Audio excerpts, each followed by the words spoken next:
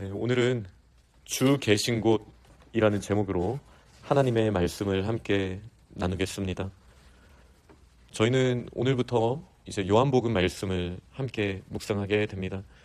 오늘 읽은 요한복음 1장 35절 이전의 맥락은 예수님이 어떤 분이신지 선포하는 말씀으로 시작이 됩니다.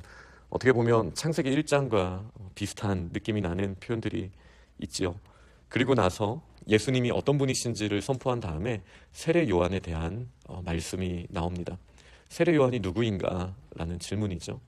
그리고 그가 세례를 베풀던 곳에 이제 예수께서 나아오심을 보고 요한은 보라, 세상 죄를 지고 가는 하나님의 어린 양이로다 라고 말하였으며, 그 전에 사람들이 자기 자신에 대해서 질문했던 그 질문, 그가 메시아입니까? 라는 질문에 이제 예수님에 대하여 이분이시다 라고 말하는 그 맥락입니다. 그리고 나서 오늘 본문에 요한이 자기 제자 중 두 사람과 함께 섰다가 다시 한번 예수께서 거니심을 보고 말을 하는 것이죠. 보라, 하나님의 어린 양이로다. 그리고 두 제자가 세례 요한의 말을 듣고 예수님을 따르게 됩니다. 예수님을 따를 때 예수께서 그들을 보고 무엇을 구하느냐라는 질문을 하죠. 그때 이 두 원래 세례 요한의 제자였다가 예수님을 따르게 된 이 두 학생이 예수님께 이렇게 질문합니다. 선생님, 어디 계십니까? 라는 질문을 하는 것이 오늘 본문이고, 예수님께서는 와서 보라 라는 말씀을 하십니다. 저는 오늘 제목을 주 계신 곳이라고 했습니다. 이 두 제자가 그 질문으로 시작을 하죠. 선생님, 어디 계십니까? 물론 이 두 제자는 아주 깊은 질문으로 한 것은 아닐 것입니다. 그리고 예수님의 대답은 아주 깊은 대답이었습니다. 39절을 보면 그러므로 그들이 가서 계신 데를 보고 그날 함께 거했다 라고 말을 하거든요. 근데 이제 저희가 주일부터 묵상했던 요한복음 1장의 앞부분부터 보면 예수님께서 말씀하신 그 계신 곳, 또 저희가 말할 때는 주 계신 곳이 어디인지를 알 수 있게 됩니다. 먼저 1장 1절은 이렇게 말합니다. 태초에 말씀이 계시니라. 주님이 계신 곳이 어디입니까? 시간적으로 태초죠. 태초 전부터 우리 주님은 계셨습니다.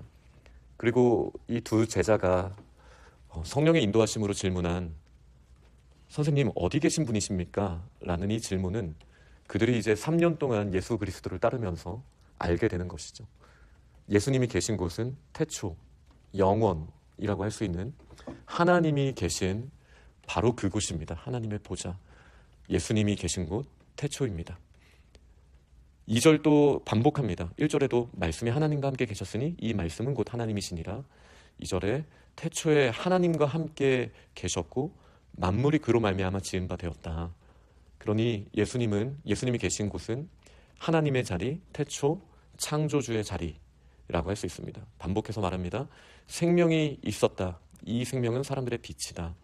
빛이 어둠에 비치되 어둠이 깨닫지 못하더라. 이 생명, 이 빛, 말씀을 말하는 것이죠.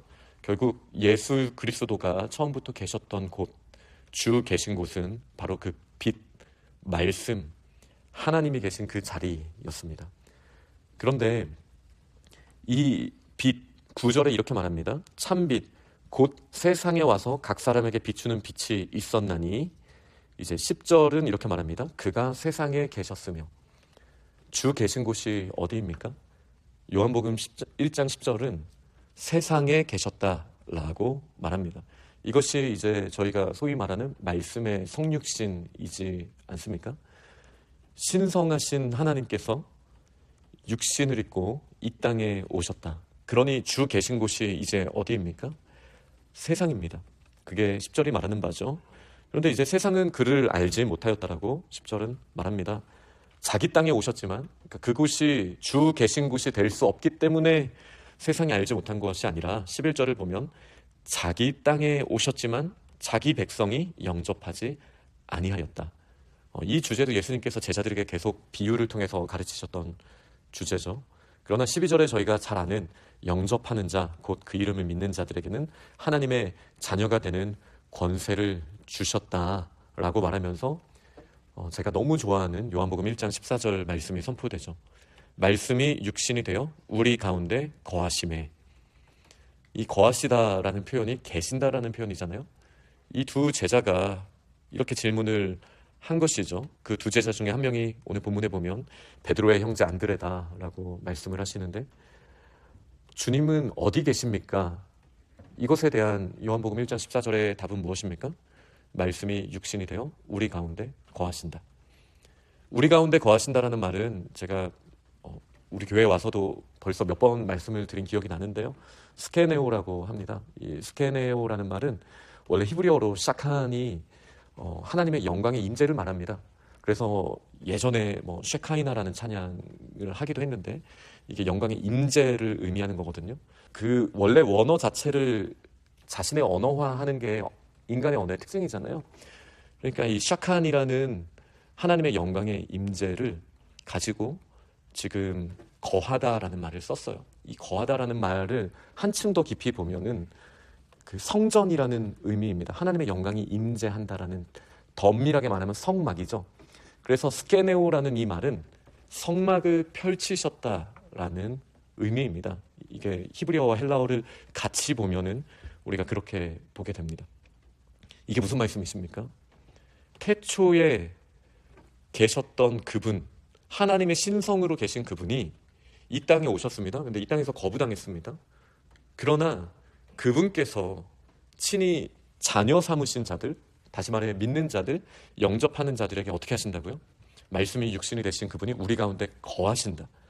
우리들로 교회 삼으시고 성막 삼으시고 성전 삼으셔서 하나님의 영광과 연결하시고 이 땅과 연결하시는, 어둠 가운데 빛이 비추시지만 우리 가운데 어둠이 남아있지 않고 분명히 사망과 흑암의 권세 아래에 있지만 우리 가운데 빛 자체이신 하나님께서 거하시기 때문에 어떻게 되는 겁니까?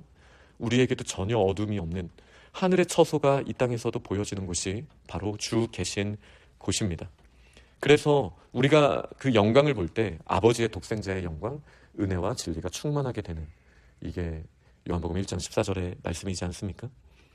그러니 이 두 제자들은 선생님 어디 계십니까? 라는 이 질문을 했지만, 요한복음 1장은 이미 저희가 읽기 전에 예수님이 어디 계시는 분이신지 다 설명한 다음에 이 질문을 던짐으로써 우리가 예수님이 계신 곳이 어디인지, 예수님이, 다시 말해 예수님의 정체성, 예수님이 어떤 분이신지를 어떻게 알 수 있는지를 보여주시는 거예요. 어떻게 알게 됩니까? 그들은 질문했습니다. 주님 어디 계신 분이십니까? 그리고 뭐라고 답하시죠? 와서 보라. 이게 복음입니다. 예수님의 답은 어려운 논증이 아닙니다. 어떻게 내가 태초부터 있을 수 있는 존재인지, 어떻게 어둠 가운데 왔는지, 어떻게 스케네오 하셨는지, 그거를 논증하고 설득하시는 과정, 물론 나중에 바울이나 여러 하나님께서 정밀하게 쓰시는 분들을 통해서 보충하시고 충분히 드러내셨지만, 하나님께서 충분히 드러내셨지만, 예수님은 주 계신 곳 그 성막으로 와서 보라 라고 초청해 주시는 거예요. 그러니 이 두 제자들의 질문은 굉장히 직관적이고 정말로 저희 어디서 주무세요? 라는 질문이거든요. 그럼 저희는 따라가면 어디서 자게 되는 걸까요? 라는 그들의 육신의 한계에 있는 질문을 했지만, 예수님께서는 지금 현재 고민에 대한 답과 더불어서 본질적인 답을 이 대화를 통해서 주시는 거예요. 와서 보라.